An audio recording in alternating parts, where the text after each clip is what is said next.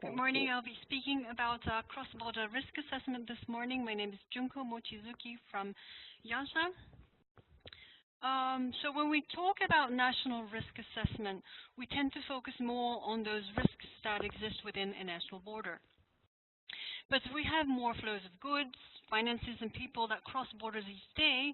It is becoming increasingly important that we also look beyond the national border to really comprehensively assess risk. So this webinar briefly talks about the different ways in which we can engage in such cross-border collaboration on risk assessment and management. This is just to illustrate my point here that we have all the networks globally that connects the country to the rest of the world. These are, say, connection of rivers that connects hazard, for example, or connects movements of people through air travel and international shipment globally. Just to give few examples, but we have all these networks that connect the country to the rest of the world. And we should keep this in mind as we conduct national level risk assessment. And while there are a number of ways to quantify the systemic risk or the cascading risk, as we have heard in the previous webinar, as well as this is an active area of research, so there are a number of ways. But my talk will focus more on the practical step in building the partnership that are needed to conduct cross-border risk assessment and management. So in terms of how countries may collaborate on disaster risk assessment and management, it can be broadly categorized based on the level of formality or the depth of collaboration. The most common, of course, is an ad hoc collaboration and exchange that happens when a disaster strikes. And this is what we would like to move away from as much as possible. And we are interested in building the ex-ante collaboration of various kinds. These include regular information exchange and joint risk assessment and contingency planning, and finally, joint management of disaster risk, including joint investment into DRR. And tangible disaster risk management collaboration across borders often requires sound legal basis in the form of formal agreement and conventions and so forth. And oftentimes a lot of groundwork is needed beforehand to achieve these. So it is generally recommended that a country takes a step-by-step approach in building mutual understanding, trust, and collaboration. And one of the first steps that can be done is to work on a technical and scientific exchange and that builds on the existing framework, such as transboundary organization, regional platform, etc., as well as building on a joint, say, project. And the aim of this first step is really about understanding the governance of risk assessment in respective countries. For example, understanding who are involved in risk assessment. So simple things as who would be the counterpart if we want to exchange information. And what are the process and procedures like in conducting risk assessment in different countries? What models and data are used? And if we are to go to the next step of joint risk assessment, what are the major gaps to be overcome, both institutionally and technically? And this is the time in which you will be building that political support also it needs to deepen the collaboration across borders in the future.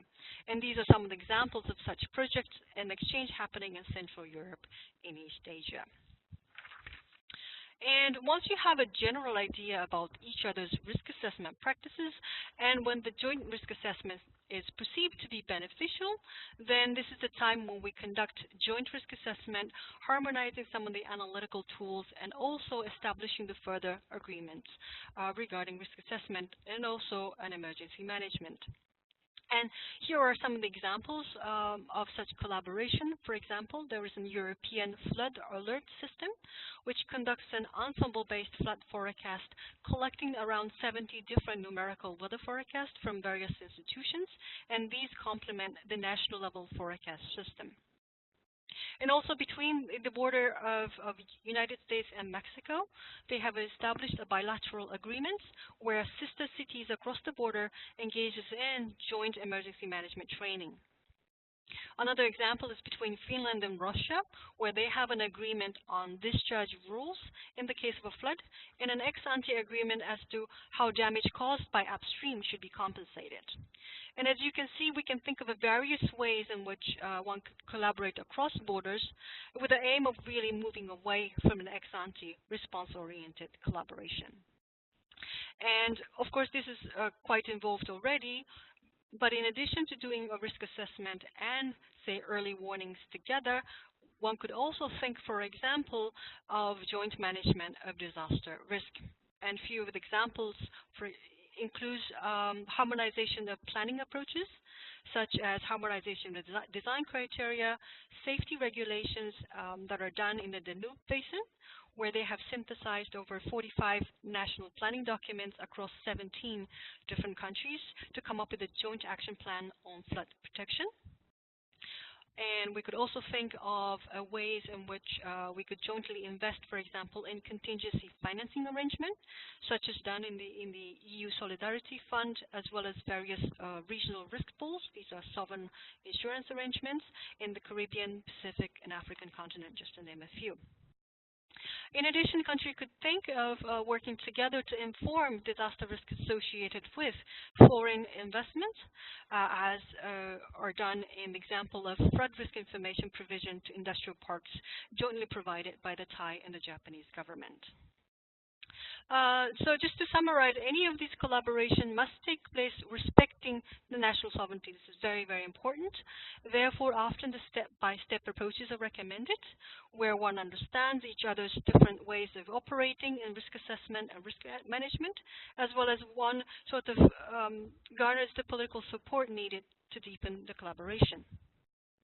And in general, one has to think beyond a national border more broadly, and there are a number of analytical tools that are available to technically assess these systemic and cascading risks. So this is the end of the presentation.